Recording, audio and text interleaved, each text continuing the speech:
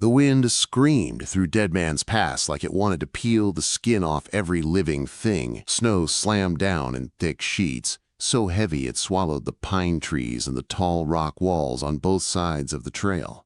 The world was only white, cold, and noise. Any man caught out here could vanish in a few steps and never be found until spring, if he was found at all.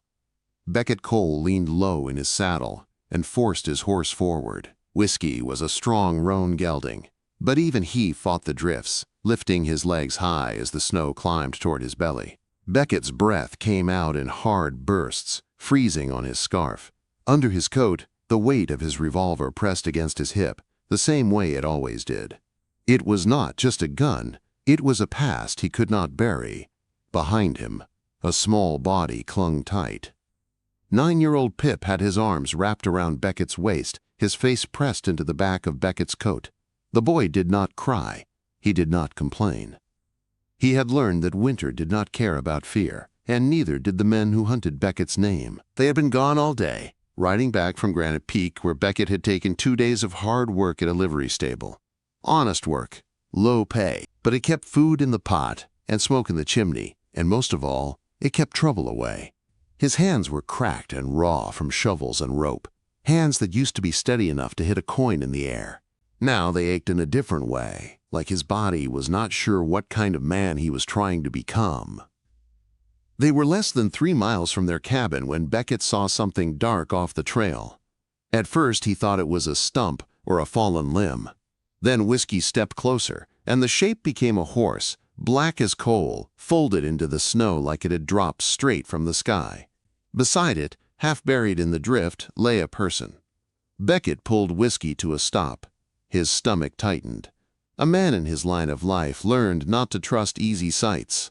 A body in the snow could be a trap. A rider could be watching from the trees. A rifle could be aimed at his head right now. But the snow around the figure was smooth, wiped clean by wind. No boot prints, no fresh tracks. Just the quiet, heavy stillness that meant one thing. "Stay put, Pip," Beckett said. His voice was rough, but calm. Pip nodded, his arms still locked around Beckett's waist. Beckett slid down from the saddle. The cold bit through his boots the moment he hit the ground. He walked slow, keeping his shoulders loose, his eyes moving from tree to tree. His hand drifted toward his holster on habit, then he forced it away.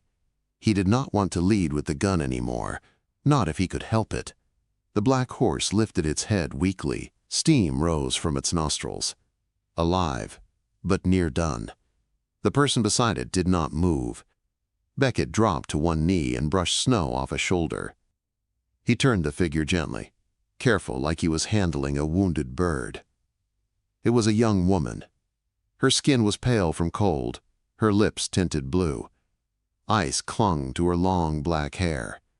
She wore a silk dress, the kind Beckett had only seen once or twice in towns near the rail line. It was torn at the hem and soaked through, no good against this mountain storm. The fabric had a high collar and strange, fine stitching, like it belonged somewhere far from Wyoming. Beckett swallowed hard. A woman dressed like that did not belong on this pass. Not in winter. Not alone. "Miss," he said, firm. He shook her shoulder once. Nothing. He pulled off his glove and pressed 2 fingers to her neck. For a heartbeat, he felt nothing. And then, faint as a thread, he felt a pulse. That was enough.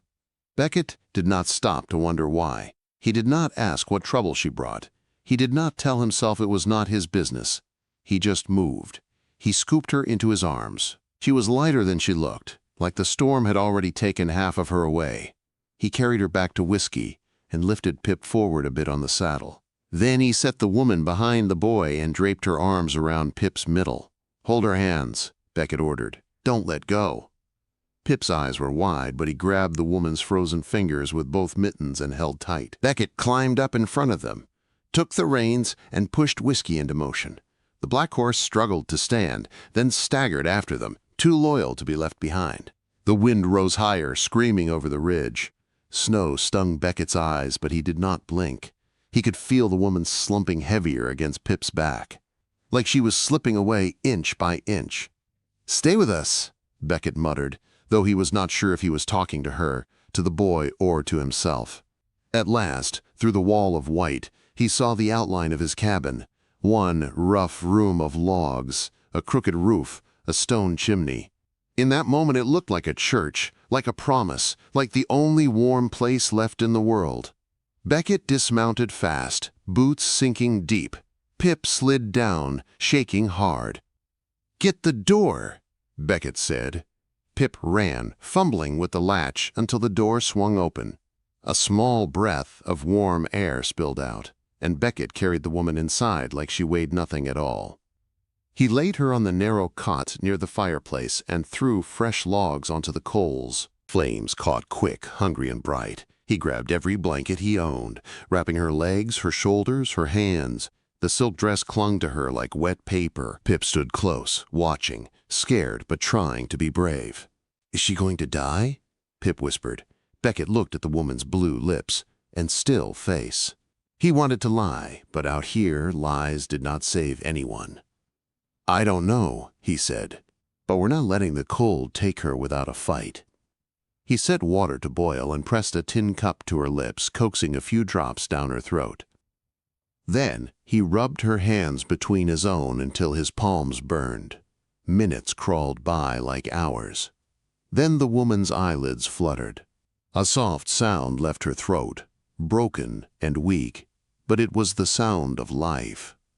Beckett let out a breath he did not know he had been holding. He leaned closer, eyes fixed on her face, waiting for her to open her eyes again. And when she finally did, her dark gaze locked on him like she already knew his kind of danger. The woman's eyes stayed on Beckett, like she was trying to decide if he was a rescuer or the next danger. She tried to sit up, but her body shook and her hands looked stiff like they belonged to someone else. Beckett held one palm up, slow and careful, like he did not want to scare a wounded animal. "You're safe," he told her. "Stay down. You were near frozen." Her lips moved again, dry and cracked. "Where am I?" "In my cabin," Beckett said, "south of Granite Peak. I found you on the pass." Her gaze jumped to the door, then to the small window, like she was counting how many ways trouble could come in. Then she saw Pip by the stove, stirring a pot with both hands like it was serious work. The boy looked up, nervous but curious. Pip stepped closer with a chipped tin cup of warm water. "Here," he said, "it's hot." The woman took it with shaking fingers. She looked at Pip a long moment, and something in her face softened. "Thank you," she said, and the words came out with a small accent, but her English was clear. Beckett watched her drink in tiny sips. He had seen men wake up after gunfights with less fear in their eyes. That told him she had been running from more than weather. "What's your name?" Pip asked, too direct like most kids were. Beckett gave him a warning look, but the woman did not seem angry. She set the cup down and swallowed once. "Lynn," she said. "My name is Lynn." Pip nodded like that mattered a lot. "I'm Pip. That's Beckett." Lynn looked back at Beckett. The firelight caught the scar near his eyebrow and the hard lines in his face. She saw the revolver on his hip and the way he stood half-turned, like he was always ready. Most folks would have been scared. Lynn looked more like she was studying him. "You saved me?" she said. Beckett shrugged. "Didn't seem right to leave you." "Most men would have," Lynn said, quiet but sharp. Beckett did not answer. He sat back in the chair by the hearth, keeping his hands busy with a rag and his revolver, not because it needed cleaning right then, but because he needed something steady to do. Pip tasted the beans and nodded like a cook judging his own work. Outside, the wind still hit the cabin, but the worst of it was fading.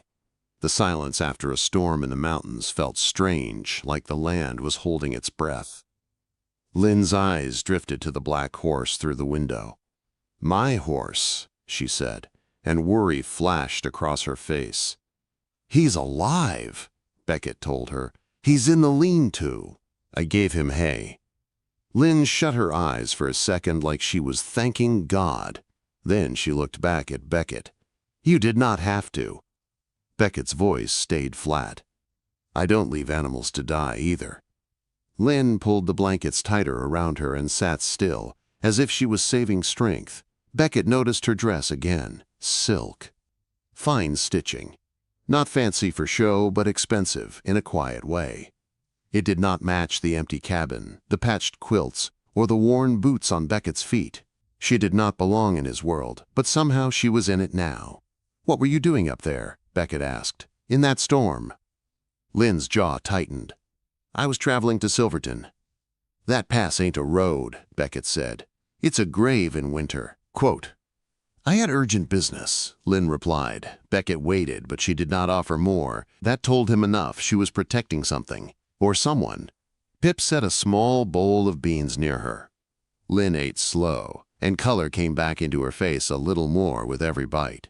The cabin filled with the smell of salt pork, smoke, and wet wool drying near the fire. It smelled like survival. When the sky outside turned dark, Beckett went to the door and listened. He heard only wind and the creak of pine trees. No riders, no voices. Still, his shoulders stayed tight. Men like him did not relax easy. He turned back and found Lynn watching him. Are you expecting trouble? She asked. Beckett did not like how close she was to the truth. Trouble's always looking, he said. Sometimes it just takes a while to find you.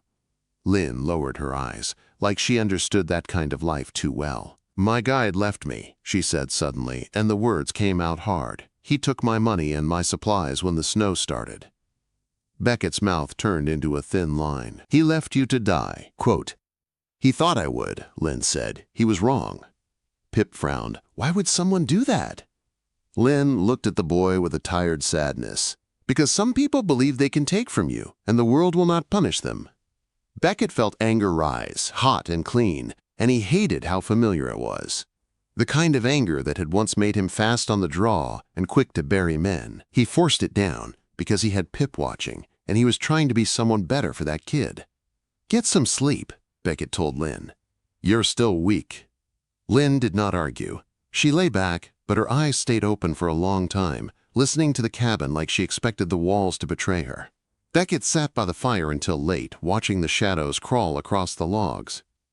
Pip fell asleep in the corner cot, clutching an old rag doll someone had thrown away in town. Beckett stared at the door, thinking about a woman in silk freezing on a mountain pass and a guide with no soul. Just before dawn, whiskey stomped outside. Beckett woke instantly. Not fully awake, not fully asleep, just sharp. Then he heard it. A faint sound beneath the wind.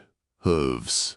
He stood, silent, and moved to the window. Snow still covered the world, but the air was clearer now, and he could see shapes through the pale light.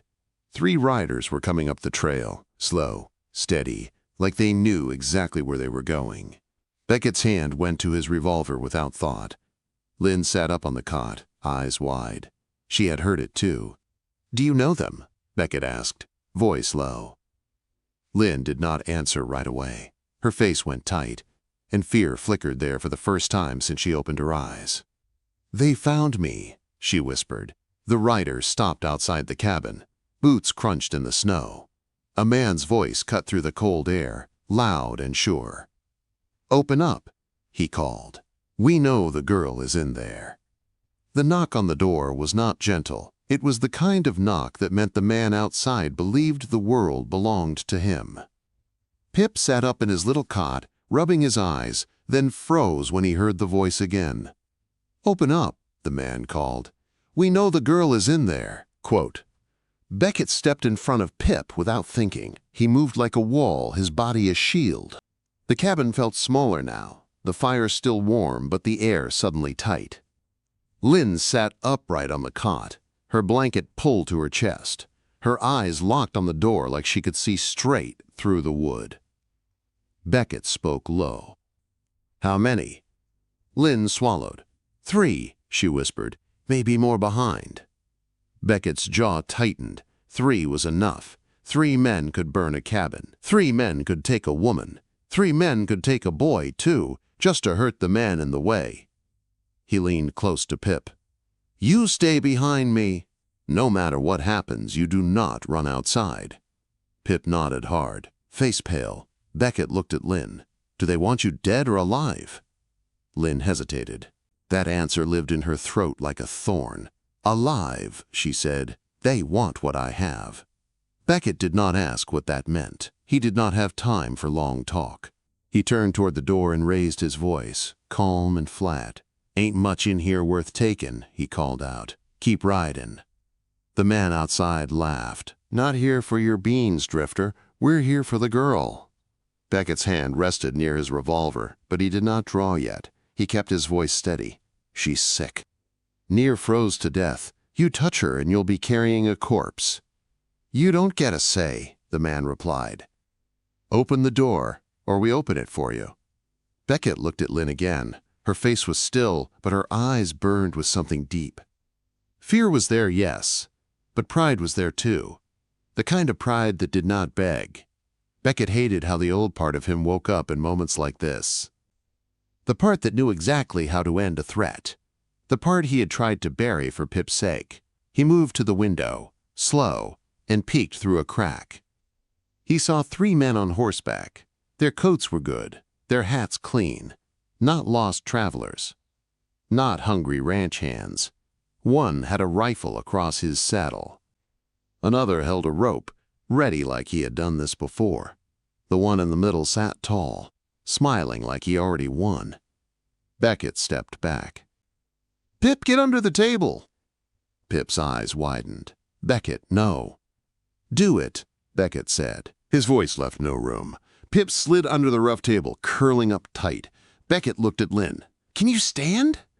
Lynn swung her legs down. She wobbled, but she stood. She was weak, but she was not broken. Beckett saw her glance toward his coat hanging on a peg. His coat was heavy and warm. He took it down and draped it around her shoulders. "Stay behind me," he told her. Lynn nodded, but her chin lifted like she did not like being told to hide.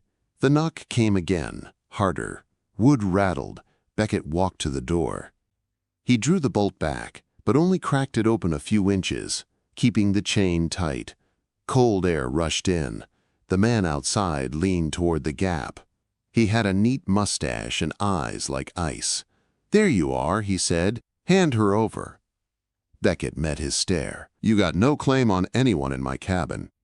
The man's smile thinned. "You don't know who you're protecting." Beckett's voice stayed even. "I know enough."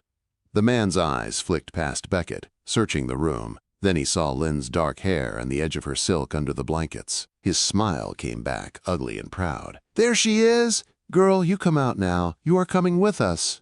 Lynn stepped forward just enough for him to see her face. "No," she said, quiet but hard. The man's smile slipped. "You still talking like you got power." Lynn's eyes sharpened. "I do." The man laughed like it was a joke, then his face turned cruel. "Your father's dead. Your papers mean nothing without a man to stand for you. You ride with us, and you might live long enough to sign what you owe." Beckett felt the words hit like a slap.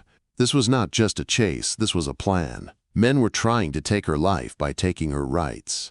Beckett opened the door wider and stepped out onto the porch so the fight would not spill over Pip.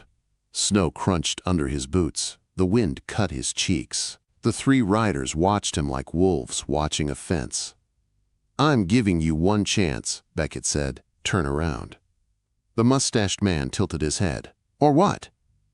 Beckett's eyes stayed cold. "Or you leave in pieces."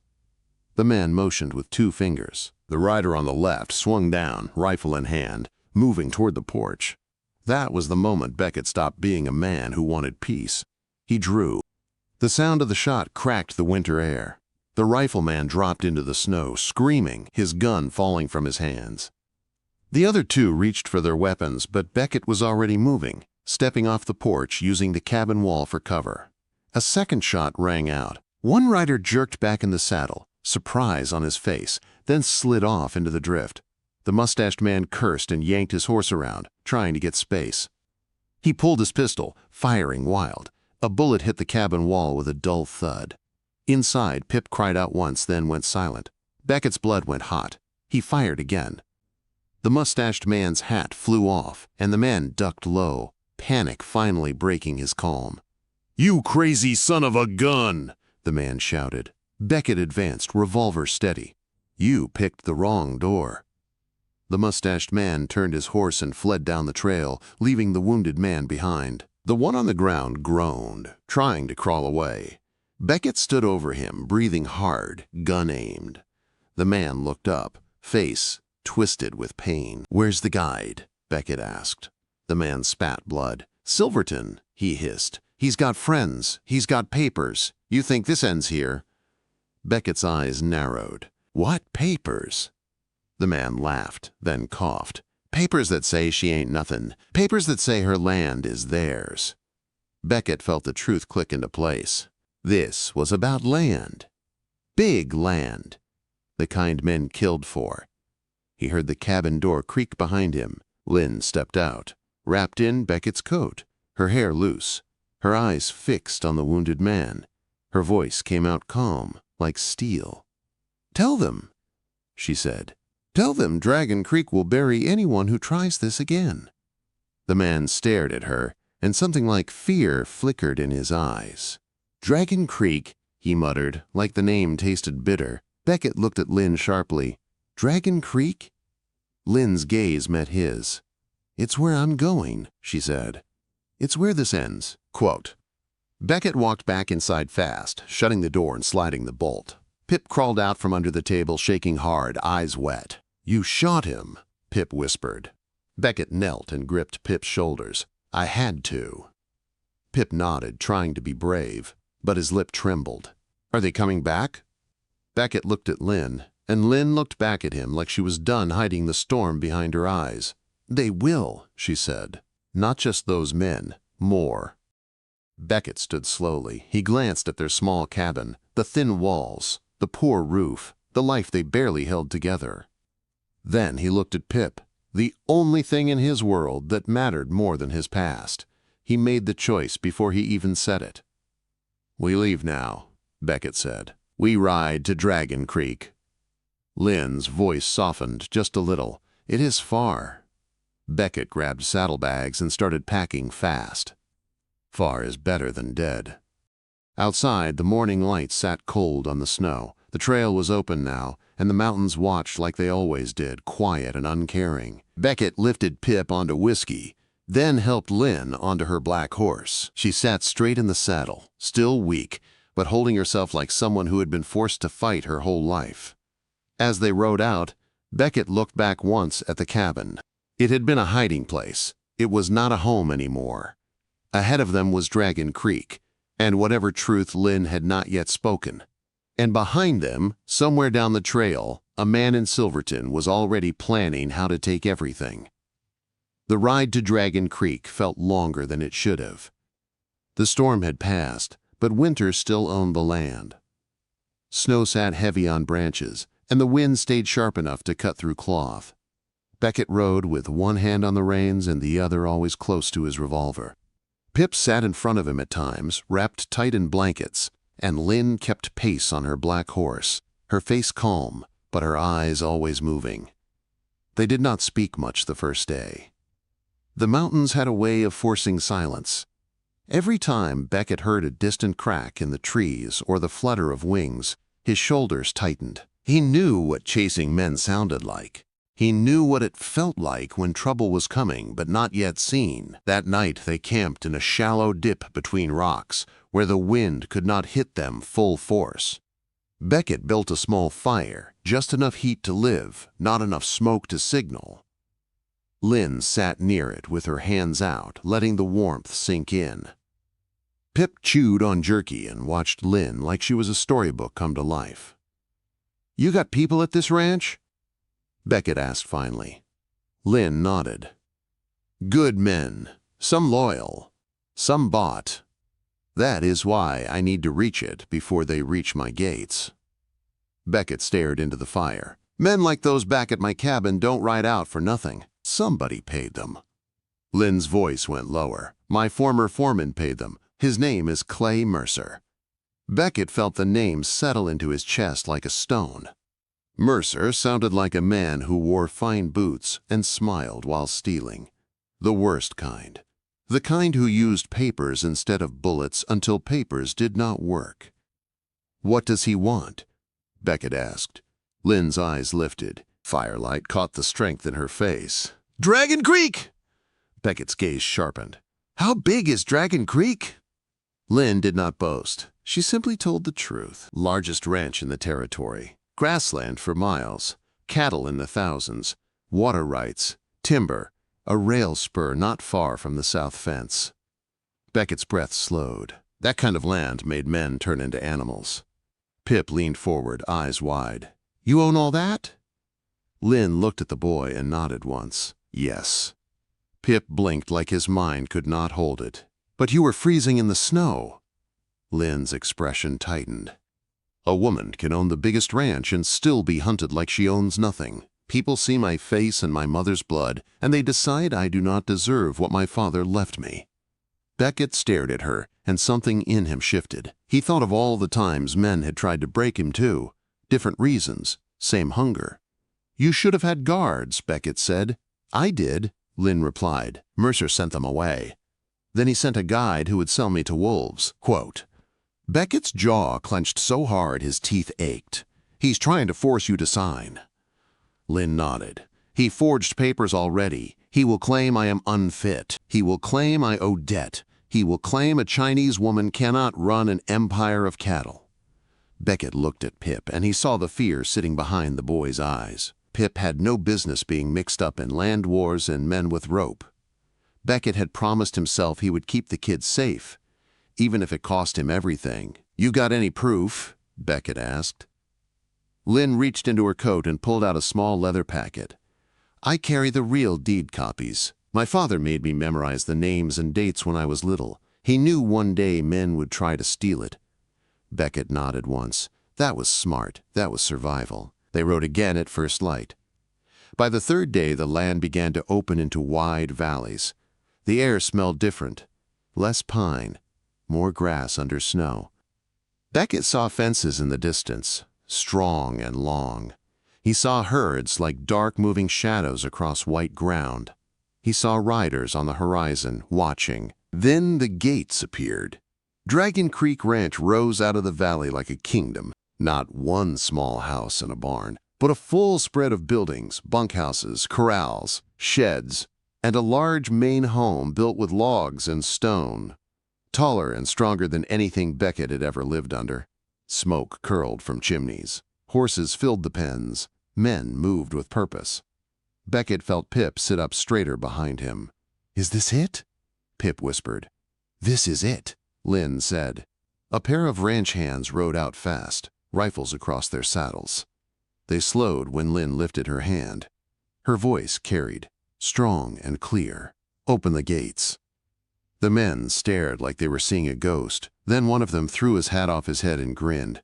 "Miss Lynn," he said, voice shaking with relief. "We thought you were dead."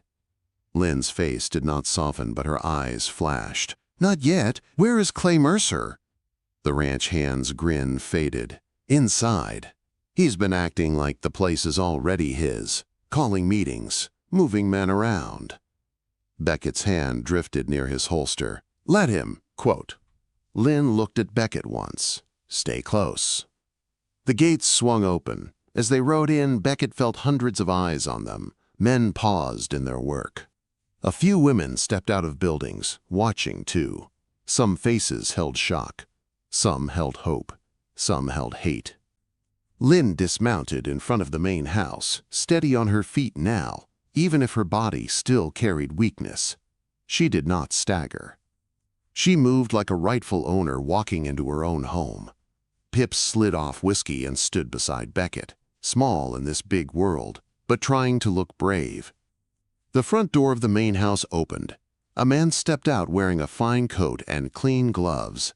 Clay Mercer. He had a smile that did not reach his eyes. "Well now," Mercer called, loud enough for the yard to hear. "Look what the snow dragged back. I had already begun mourning you, Miss Lynn." Lynn walked forward. She did not flinch. "You began stealing, you mean?" Mercer's smile stayed in place. "I kept this ranch running while you were away. Folks needed leadership." You sent me to die, Lynn said. Mercer chuckled like it was a misunderstanding. You went on your own. You always were stubborn. Beckett stepped forward half a pace. Mercer's eyes flicked to him, and the smile thinned. "And who are you?" Mercer asked. Beckett's voice was calm. "A man who doesn't like snakes."